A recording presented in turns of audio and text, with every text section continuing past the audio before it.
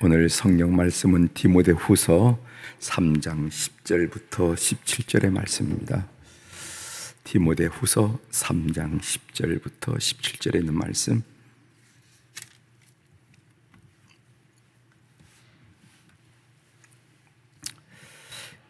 이제 10절부터 봉독해 드리겠습니다. 나의 교훈과 행실과 의향과 믿음과 오래 참음과 사랑과 인내와 박해를 받음과 고난과 또한 안디옥과 이고니온과 루스드라에서 당한 일과 어떠한 박해를 받은 것을 내가 과연 보고 알았거니와 주께서 이 모든 것 가운데서 나를 건지셨느니라. 무릇 그리스도 예수 안에서 경건하게 살고자 하는 자는 박해를 받으리라. 악한 사람들과 속이는 자들은 더욱 악하여져서 속이기도 하고 속기도 하나니, 그러나 너는 배우고 확신한 이 일에 거하라. 너는 내가 누구에게서 배운 것을 알며 또 어려서부터 성경을 알았나니, 성경은 능히 너로 하여금 그리스도 예수 안에 있는 믿음으로 말미암아 구원에 이르는 지혜가 있게 하느니라. 모든 성경은 하나님의 감동으로 된 것으로 교훈과 책망과 바르게 함과 의로 교육하기에 유익하니, 이는 하나님의 사람으로 온전하게 하며 모든 선한 일을 행할 능력을 갖추게 하려 함이라. 아멘. 17절까지 봉독해 드렸습니다.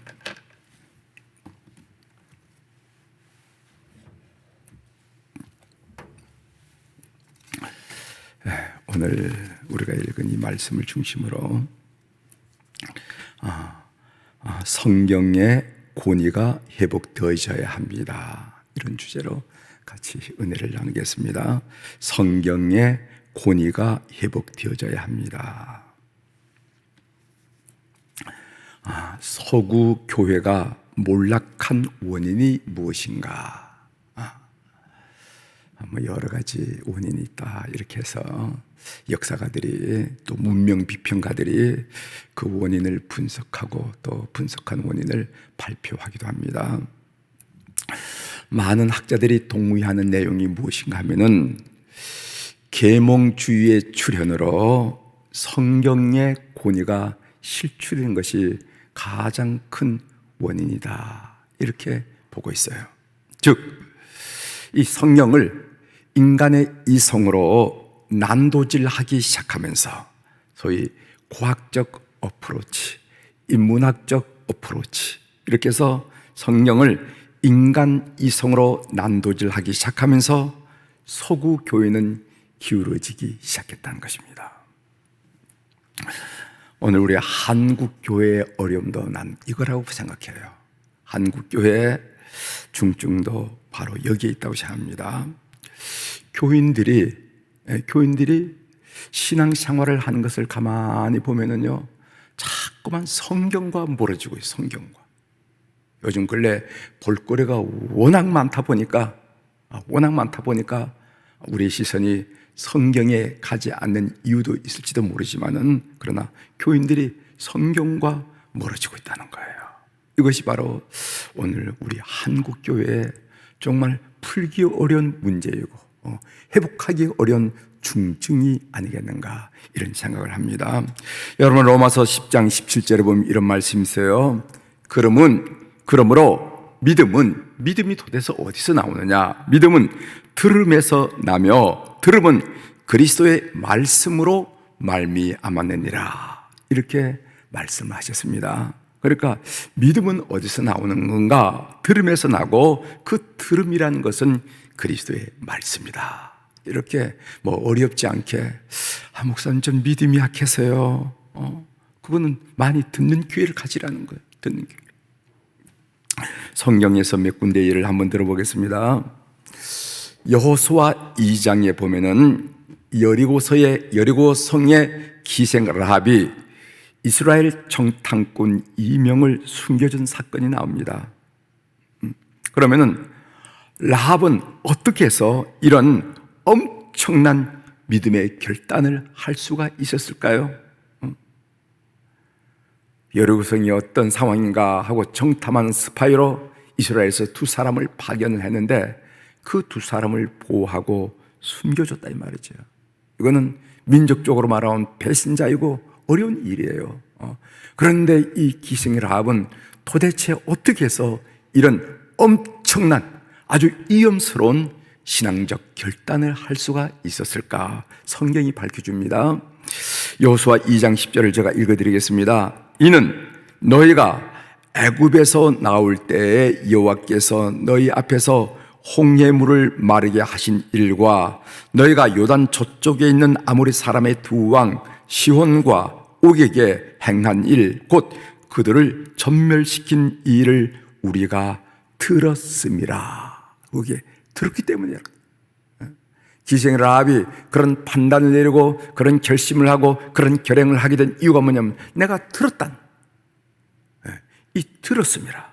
한 군데 더 지적해 보지요. 누가복음 24장 보면은 예수님께서 십자가에 돌아가시자 낙심하여 엠마오 길을 가던 제자들의 모습이 나옵니다. 그들이 믿음을 얻게 되었어요. 스승인 예수님께서 십자가에 돌아가셨으니까 얼마나 그를 따르는 제자들이 낙심했겠습니까? 그래서 어깨는 축 처지고 말도 하지 않고 엠마오 그 도상에서 그 자기 하양을 하는, 그런데 그들이 믿음을 얻게 됐어요. 근데 그 믿음을 얻게 된 것을 성경이 어떻게 표현해 주냐면요, 누가복음 24장 32절입니다.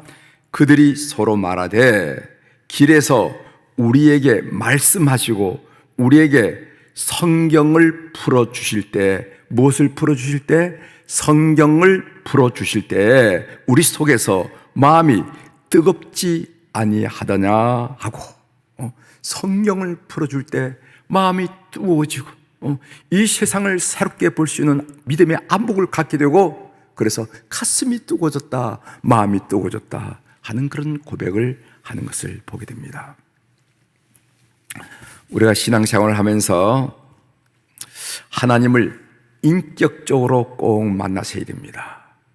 하나님을 인격적으로 만나지 않으면은 아무리 신앙생활을 오래 했다 하더라도 신앙생활을 제대로 한 것이 아닙니다. 이런 권면의 말씀을 여러분들이 많이 들었을 것입니다.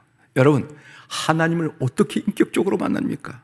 여러분이 어느 날 기도를 하는데 하나님이 환상 중에 아주 흰 옷을 입고 나타나가지고 내가 하나님이다, 내가 하나님이다. 여러분, 그런 것을 기대하십니까? 그런 거 기대하시면 안 돼요. 그런 신비적인 것을 기대하면 안 돼요. 우리가 하나님을 만나고자 하는 진정한 열망이 있으시다면요, 성경에 들어가셔야 됩니다. 우리가 성경을 뭐라고 하면은 계시라, 이렇게 계시, 그렇죠? 계시. 계시란 게 뭔가? 그것은 감추었던 것을 드러내는 것을 계시라고 하는, 계시. 감추었던 것을 드러내는 것을 계시.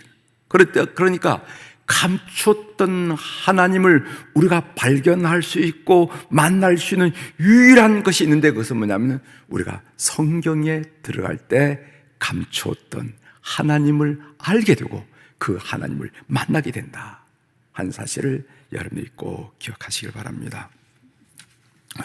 예전에는 사경이라는 게 있었어요. 사경이 기억하십니까? 사경에, 저는 어렸을 때 기억해요. 이제 우리는 감리교는 지방이 있으니까 그 시골에 있는 교회들이 농한기를 맞이하면은 도시에 조금 이렇게 교회가 크고 지하실에는 뭐 이렇게 그냥 불만 피워놓으면 춥지만은 이렇게 잘 수 있고, 또 이곳저곳에 기숙사도 좀 있고 그런 도시 교회로 쫙 밀려가요. 밀려가면서 쌀 한 자루 치고 솥단지 빼서 들머지고, 그리고 김치 한 바스켓 가지고 이렇게 하면서 갔습니다. 뭐 옛날에는 무슨 김치면 최고가 아니었어요. 그래서 밥을 해서 먹고, 김치에다가 밥을 해서 먹고, 또 아침, 오전, 오후, 저녁, 월, 화, 수, 목, 금, 토요일 새벽까지 그냥 지방에 계시는 목사님들 통해서 어떤 분은 요한계시록을 맡고, 어떤 분은 창세기를 맡고, 어떤 분은 누가복음을 맡고, 이렇게 일주일 내내 배웠습니다. 다른 얘기 할 것도 없이 성경만 풀어서 배웠던 그런 기회가 있습니다. 그런데 지금은 볼거리가 너무 많아요. 그래서 하나님의 말씀을 외면하고 있습니다. 이 시대의 문제, 이 시대의 영적 문제는 무엇인가? 그것은 교회의 도덕성 문제라기보다는, 또 목회 전략의 부재라기보다는 하나님의 말씀의 권위가 상실되어서 사람들이 성경을 외면하기 시작한 것이 바로 이 시대의 영적인 고민이고 어려움이라, 이렇게 생각을 합니다. 오늘 본문에 보면은요, 어제도 잠깐 말씀드렸지만은 디모데후서 3장 16절에 이런 말씀이 있습니다. 디모데후서 3장 16절 한번 보십시오. 모든 성경은 하나님의 감동으로 된 것으로 교훈과 책망과 바르게 함과 의로 교육하기에 유익하니, 이렇게 성경을 정의를 했습니다. 이 성경이라는 것은 하나님의 감동으로 되었다인데, 이 하나님의 감동으로 되었다, 이 말이 무슨 말인가? 제가 한번 히랍을 한번 찾아봤어요. 원어를 한번 찾아봤습니다. 그 원어가 뭐냐면 데오푸뉴스토스라 하는 말인데, 데오푸뉴스토스라는 한 말인데, 이 말을 우리 성경에서는 하나님의 감동으로 됐다, 이렇게 번역을 했다고요. 데오푸뉴스토스, 이 말이 무슨 말이 합성어인가 하면 데오스 하나님, 푸니마토스 이것은 성령, 영을 말하면 영, 그 사람이 영이 있다 나타난 영. 그래서 이 푸뉴스토스라는 이 말의 의미는 뭐냐면은 성경은 뭔가 하나님의 영을 담았다, 이런 뜻이에요. 그러니까 그걸 어떻게 하나님의 영을 닮았다, 그걸 어떻게 해석하지 못하니까 우리가 어떻게 번역했냐면은 하나님의 감동으로 된 것으로, 이렇게 됐단 말이죠. 그런데 그 원어를 깊이 따져보면 뭐냐면은 성경이라는 게 뭔가 하나님의 영을 담은 거라는 거예요. 이것은요, 뭐 하나님의 영으로 기록되었다라는 말씀보다도 더 깊고 더 중한 의미를 띄었다, 이렇게 저는 느껴졌습니다. 성경이 뭔가 인간의 언어긴 언어지만은 하나님의 영을 담은 것이 바로 성경이라는 것이에요. 그러면서 성경의 유익을 말합니다. 성경의 유익이 뭔가? 교훈과, 이 교훈이라는 것은 인간이 살아야 할 도리를 말하는 거잖아요. 여러분들이 자녀들에게 인간이 살아야 할 도리를 가르칠 때 뭐를 들고 오실 겁니까? 여러분들이 경험을 들고 오실 거예요. 그 객관성이 있는 겁니까? 교훈, 이것은 우리 모든 인간들이 살아가야 할 도리. 책망, 교훈과 책망이라는 것은 인간이 살다 보면 그 도리를 벗어날 수가 있는데, 벗어나는 것을 잘못되었다고, 그건 아니라고 책망하는 것이 성경으로부터 온다는 겁니다. 그리고 바르게 함과, 그 바르게 함이라는 말은 무슨 말이에요? 벗어난 인간을 다시 돌이키는 거예요. 사람을 돌이키는 거, 잘못된 길을 가는 사람을 돌이키는 것이 성경의 능력이라는 겁니다. 그리고 마지막으로 의로 교육하기에 유익하니, 의로 교육하는 건 뭐냐면은 인간을 반듯하게 세워서 견고하게 인생을 살아갈 수 하는데 참으로 성경이 필요하다는 거예요. 성경, 그런 이야기로 성경을 이야기하고 있습니다. 성경은 문자 그대로 하나님의 말씀입니다. 하나님의 영이 담긴 성경입니다. 꼭 믿는 여러분들이 되길 바랍니다. 저도 성경이 너무 달고 오묘해서 어머니로부터 어서 불 끄고 자라. 옛날에는 말입니다. 지금도 뭐 소등하면서 절전하자 하는 얘기했지만은 옛날에 이 불이 켜져 있으면은 이거 전기세 나간다고. 시골에서 전기세 나간다고. 이제 그만 읽고 자라고, 그런 얘기를 꽤 많이 들었어요. 전기세 불 켜놓으면 전기세 나가니까 전기세 나간다고. 불 끄고 빨리 자라. 색연필로 빨간 줄, 파란 줄, 밑줄 그어가면서, 그리고 은혜 받은 구절이면 진행이 안 돼서 눈물을 쏟기도 하고 암송도 하고 암기도 하면서 그랬던 그런 아름다운 기억이 있습니다. 제가 여러분들에게 언젠가 한번 말씀드린 적이 있는데, 제가 장례식에 참 그렇게 은혜스러운, 한마디로 성령의 감동이 있는 장례식이다 하고 느껴지는 그런 장례식을 경험한 적이 있는데, 이전 교회 때, 교회를 섬겼을 때 그 홍성열 장로님이라는 분, 뭐 이제 고인이 됐으니까 그리고 또 좋은 말이니까 이름을 거명해도 괜찮으리라 생각합니다. 홍성열 장로님이라는 분이 계셨어요. 이분이 고등학교 물리 선생이셨는데 뇌출혈이 있어서 움직이는데 반신이 어려움을 겪은 어떤 장로님이셨습니다. 그런데 그분을 신방하면요, 그 가정을 신방하면은 항상 안전뱅이 의자에다가 교자상 거기다 성경책을 펴놓고 있어요. 그냥 무시로 성경을.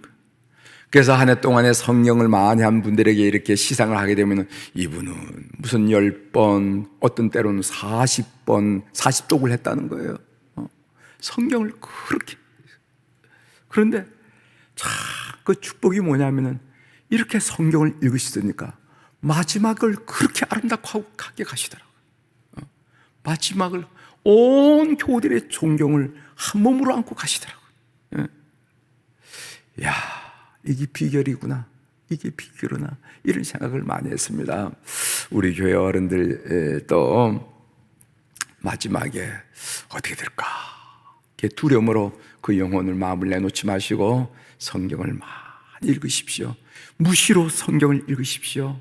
그 성경을 읽으면은 그 성경을 통해서 하나님을 만날 수가 있고, 성경을 읽으면은요 하나님의 인도함을 받을 수가 있고, 성경을 읽으면은요 하나님의 위로를 받을 수가 있고, 성경을 읽으면은 죽음 이후에 소망을 가질 수가 있고, 성경을 읽으면은 이 세상 삶 속에도 희망을 얻을 수가 있는 것이 성경이에요. 성경.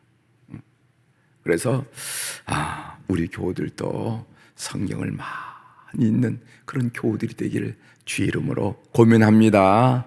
앉으나 서나 무시로 성경, 무시로. 필통 하나 만들어서 거기 필통에 빨간 색연필, 파란 색연필 다 넣었다가, 또 연필도 넣었다가, 볼펜도 넣었다가. 뭐 성경은요 줄거도 괜찮습니다.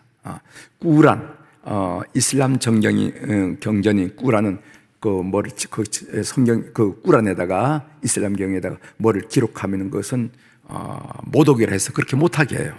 그런데 성경은 그렇게 이야기하지 않습니다. 성경 쭉 은혜 받은 말씀, 은혜 받아서 조그만 자다 가지고 그 줄 그어가면서 읽으시고, 빨간 줄로 한번 읽으시고, 또 파란 줄로 또 읽으시고, 이렇게 하셔서 성경을 많이 애독해서 여러분들의 영혼이 성화되고 소망으로 가득 찬 우리 교우들이 되기를 주의 이름으로 부탁을 합니다. 기도하시겠습니다.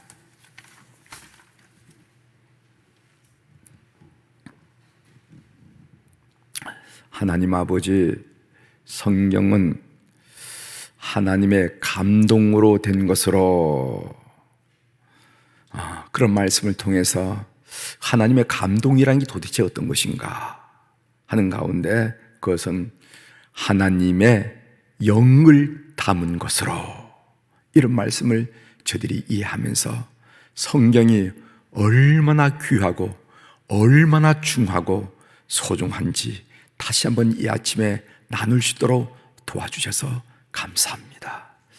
우리 교우들이 성경을 읽으면서 하나님을 만나게 도와주시고, 우리 교우들이 성경을 읽으면서 참으로 믿음이 견고해지는 것을 경험하게 하시고, 우리 교우들이 성경을 읽으면서 위로받게 하시고, 우리 교우들이 성경을 읽으면서 죽음 이후의 소망으로 신명이 가득 차는 그런 큰 은혜를 경험할 수 있도록 은총을 베풀어 주옵소서. 오늘 또 우리 사랑 교우들이 주님 앞에 1,000번째 헌금, 감상금, 이름 제목을 달아서 주님 앞에 올려드렸습니다. 눈 밝으신 우리 하나님 아버지, 귀 밝으신 우리 하나님 아버지, 새벽마다 축복하듯이 하나님 우리 인생길에 하나님의 인도하심과 하나님의 간섭하심과 하나님의 역사심을 경험하는 그런 귀한 물질이 될 수 있도록 주께서 이 물질을 연락하여 주시옵소서. 하나님, 우리 교우들의 환호를 위해서 이 새벽을 다시 한번 기도하게 하시오니 감사합니다. 병원에 계시는 분, 그리고 퇴원해서 가정에서 가려받고 있는 분, 하나님, 주님께서 오늘 이 시간 이 새벽에 영으로 그들의 영혼을 만나주시고 그들의 심령을 만져주시고 그들의 육체를 만져주심으로 말미암아 피는 피대로, 맥은 맥대로, 근육과 뼈는 뼈대로, 신경은 신경대로 하나님이 역사하심으로 하나님 주신 이 땅의 삶이 육신이 약함으로 힘들어지지 않도록, 고통스러워지지 않도록 교우들을 오늘 또 살펴주시고 방문하여 주시옵소서.